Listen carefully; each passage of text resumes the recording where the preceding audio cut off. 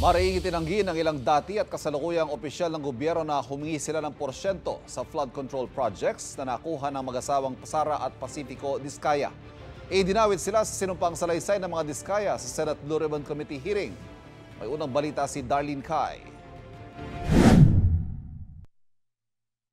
17 dati at kasalukuyang kongresista, isang regional director ng DPWH, 5 district engineer ng DPWH, isang undersecretary ng DPWH, isang direktor ng Unified Project Management Office, at isang dating undersecretary sa ilalim ng Office of the President ang pinangalanan ng mag-asawang Pacifico at Sara Diskaya sa kanilang sinumpaang salaysay na isinumite sa Senate Blue Ribbon Committee.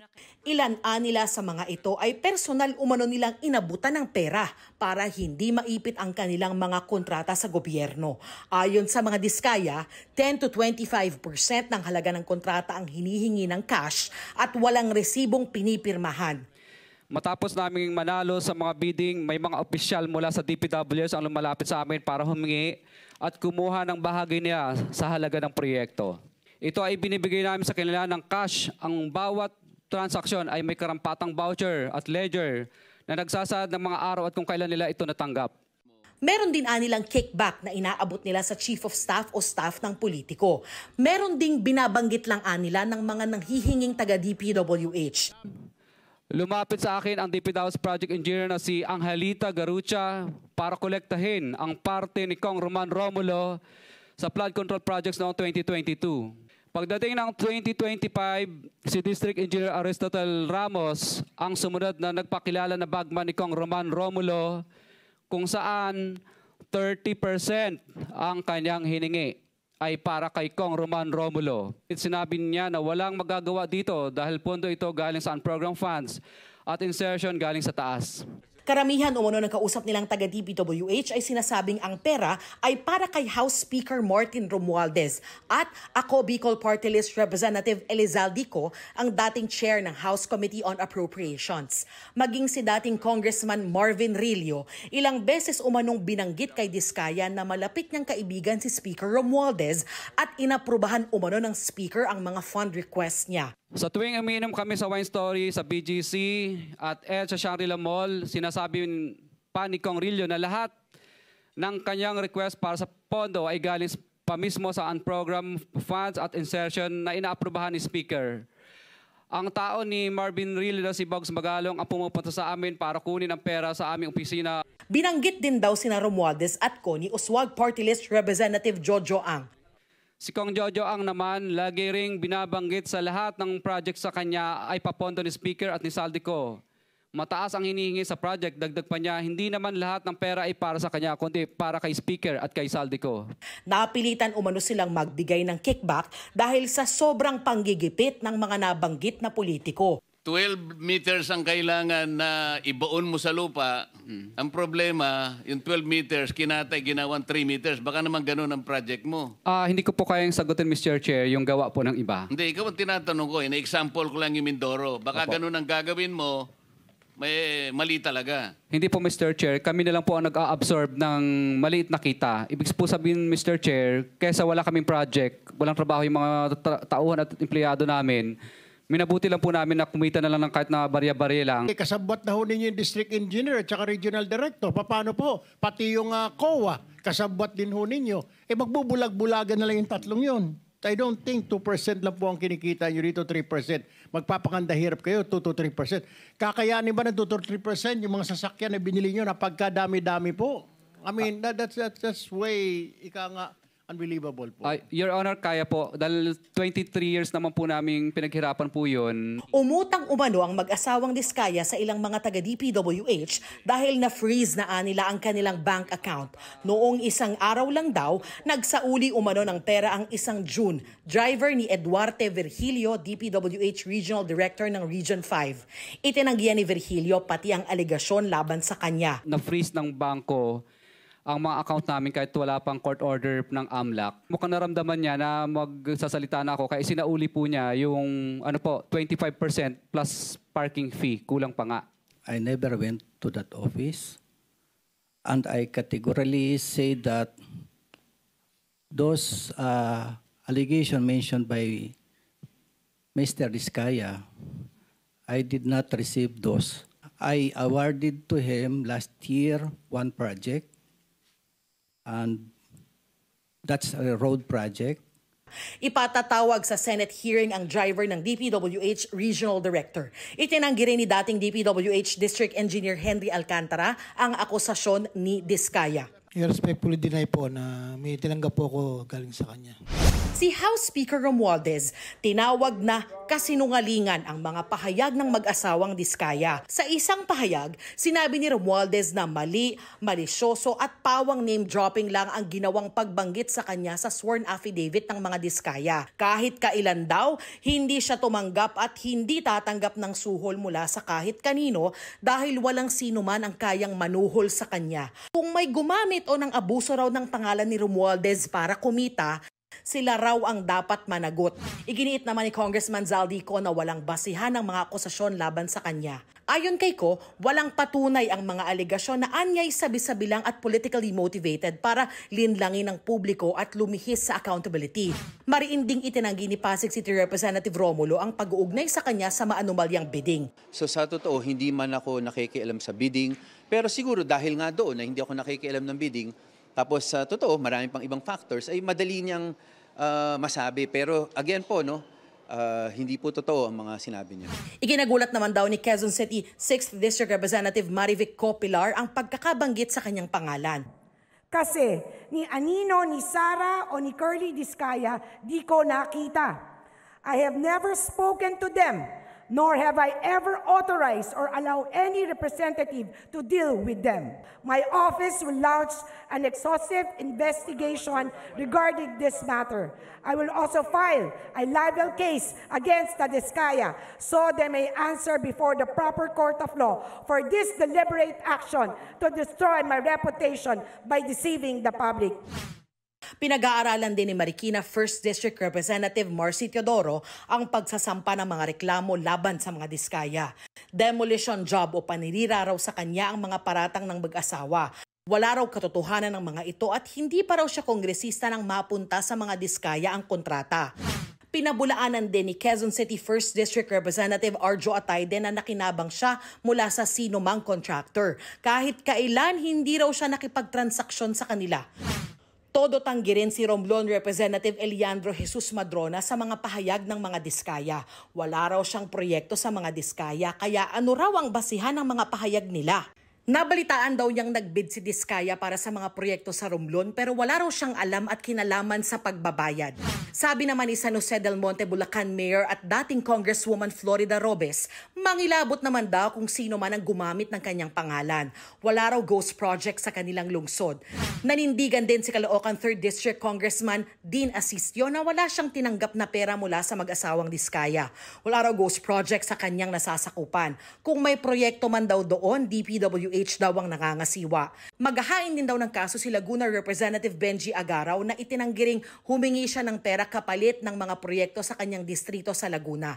Mariinding pinabulaanan ni Quezon 3rd District Representative Reynante Arrogancia ang mga aligasyon ng mga Diskaya. Ilalabas daw niya sa tamang panahon ang mga ebidensyang magpapatunay na pawang kasinungalingan at walang basihan ang mga paratang laban sa kanya. Mariinding itinanggi ni AGA Party List Representative Nicanor Briones ang mga paratang ng mga Diskaya. Nakikipag-ugnayan na raw sila sa mga abogado para maghain ng kaso laban sa mag-asawa. Pinabulaanan din ni Uswag Ilonggo Party List Representative Jojo Ang Jr. ang mga anyay walang basihang paratang na nag-uugnay sa kanya sa korupsyon. Iginiit din Occidental Mindoro Lone District Representative Odi Tariela na wala siyang tinanggap na pera o pabor mula sa mga Diskaya. Sabi naman ni Quezon City 5th District Representative Patrick Michael Vargas, 100% hindi totoo ang mga aligasyon ng mga Diskaya. Wala raw silang proyekto sa kanyang distrito. Magsasampa raw siya ng kaso laban sa mga Diskaya para sa kanilang anyay kasinungalingan. Patuloy na sinisikap ng GMA Integrated News sa kunin ang panig ng iba pang kasalukuyan at dating kongresista na idinawit ng mga Diskaya. Ito ang unang balita. Darlene Kai para sa GMA Integrated News. Babalikan sa bansa mamaya si Pangulong Bongbong Marcos matapos ang kanyang 3-day state visit sa Cambodia at live mula sa Phnom Penh. May unang balita si Jonathan Andal. Jonathan. Yes, Igan, 6:23 a.m. ngayon dito sa Phnom Penh, Cambodia. Mas late ng 1 oras kumpara dyan sa Pilipinas. Ang iuuwi ng Pangulo sa Pilipinas mamaya ay 3 kasunduan. Yan ay tungkol sa edukasyon, air services at sa pagsugpo sa mga transnational crime gaya ng human trafficking.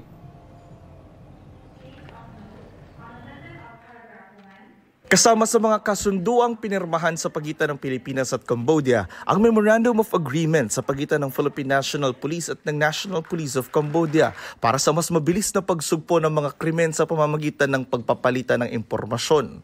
We reaffirm our shared commitment to combat transnational crime, especially online scams, through information sharing and law enforcement.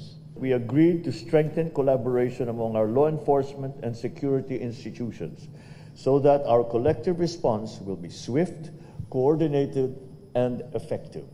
Sabi ni Cambodian Prime Minister Hun Manet, welcome dito ang mga Pilipinong turista pati na investors. Nagpapasalamat din ang leader ng Cambodia na dinala rito ni Pangulong Bongbong Marcos ang ilang negosyante mula Pilipinas para makapulong ang mga Cambodian investor. Kahapon sa pulong ng Pangulo sa mga negosyante sa Cambodia at Pilipinas, inengganyo niya ang mga ito na samantalahin ang lumalakas na ugnayan sa ekonomiya ng dalawang bansa. Nakatuon daw ngayon ang Pilipinas sa pagpapalawak ng ugnayan sa mga sektor ng consumer goods, education, healthcare, franchising, infrastructure, agro-processing at logistics. With continued collaboration, I am confident that our economic ties will expand further. The future of our relationship lies not only in traditional industries, but also in emerging high-impact sectors that will define the next phase of our development. Tiniyak rin ng Pangulo sa mga negosyante na business-friendly ang Pilipinas. Nagtapos ang state visit ng Pangulo sa isang state banquet kagabi kasama ang Prime Minister ng Cambodia. Sabi ng palasyo, tagumpay at produktibo ang kauna-unahang state visit ni Pangulong Marcos dito sa Cambodia. Naalis dito sa Cambodia ang Pangulo alas 12 ng tanghali oras dyan sa Pilipinas. Pero bago yan, magkakaroon muna siya ng press conference kasama yung Philippine Media Delegation dito sa Cambodia. At inaasahan natin ang pagsagot ng Pangulo sa mga may init na issue dyan sa Pilipinas. Yan muna ang unang balita mula rito sa Phnom Penh, Cambodia. Ako po si Jonathan Andal ng GMA Integrated News. Maraming salamat, Jonathan Andal, live mula sa Phnom Penh, Cambodia. Dismayado naman ang mga pamilya ng mga biktima ng war on drugs matapos pagpaliban ng International Criminal Court ang confirmation of charges hearing ni dating Pangulong Rodrigo Duterte. Ayon sa alyasang Rise Up for Life and for Rights, huwag magpadala sa pagpapaawa ni Duterte. Ilang beses na raw itong nakita ng mga Pilipino. Kung hindi raw maayos ang kalusugan ni Duterte, pwede namang dumalo sa pagdinig ang kanyang abogado.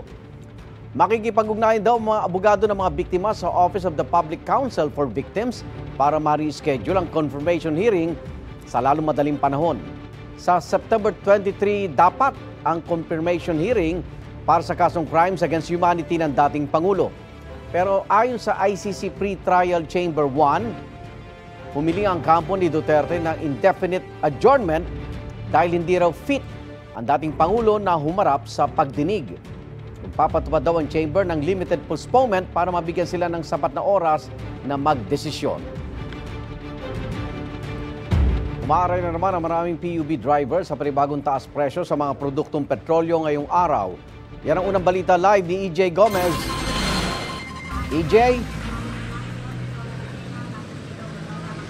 Igan, sa ika-4 na magkakasunod na linggo, may oil price hike muli sa gasolina ngayong Martes. May pagtaas din ng presyo sa diesel at kerosene sa ikatlong sunod na linggo. Reklamo ng mga tsuper, pabawas ng pabawas ang kanilang kinikita. Alas 3 ng madaling araw daw bumabiyahe mula Binangonan, Rizal si Hermogenes para mamasada bilang tricycle driver sa Mandaluyong City maghapon. Sa isang dekada raw niyang pamamasada, sawang-sawa na siya sa lagi na lang pagtaas ng presyo ng petrolyo. Yung taas presyo po kasi nagpapahirap sa driver. Yung kalsada namin na puro one way, saka yung mga bilihin pa. Isa pa po yun. Sana po tigil na po yung pagtaas para hindi rin po pahirap sa aming mga driver. Lalo na dami namin pinapaaral. Malaki rin daw ang nababawas sa kita ng taxi driver na si Rodolfo pag may taas presyo sa gasolina. 2,800 pesos hanggang 4,000 pesos daw ang kinikita niya buong maghapong pamamasada. Pero kapag ibinawas ang boundary, gasolina at pagkain, nasa 1,500 pesos na lang ang naiuuwi niya sa pamilya. At kung matumal pa ang biyahe, 300 pesos na lang. Pag tumaas yung gasolina, mahirapan po kami. Wala na, maliit na talaga kitain namin. Sayang naman kasi may gitsandaan po yung kaltas eh. Dapat mapupunta pa dapat sa amin yun. Pangkain po, pwede sa pamilya namin, pambili ng gatas ng anak namin. Ngayong linggo, piso ang taas presyo sa kada litro ng gasolina, 1 peso and 40 centavos sa diesel, habang 70 centavos naman sa kada litro ng kerosene. Ayon sa Oil Industry Management Bureau ng Department of Energy, ang oil price hike ngayong linggo ay bunsod ng sanctions na ipinatupad ng US na nakakaapekto sa oil revenue stream ng Iran, ang pagtigil sa pag-export ng oil refinery ng India at tumitinding airstrikes sa Russia at Ukraine.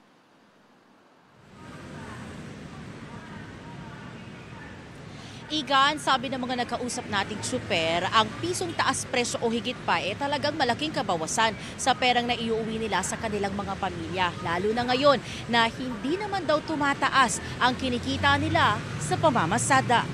At yan, ang unang balita mula rito sa Mandaluyong City. EJ Gomez para sa GMA Integrated News. Igan, mauna ka sa mga balita, mag-subscribe na sa GMA Integrated News sa YouTube para sa iba't ibang ulat sa ating bansa.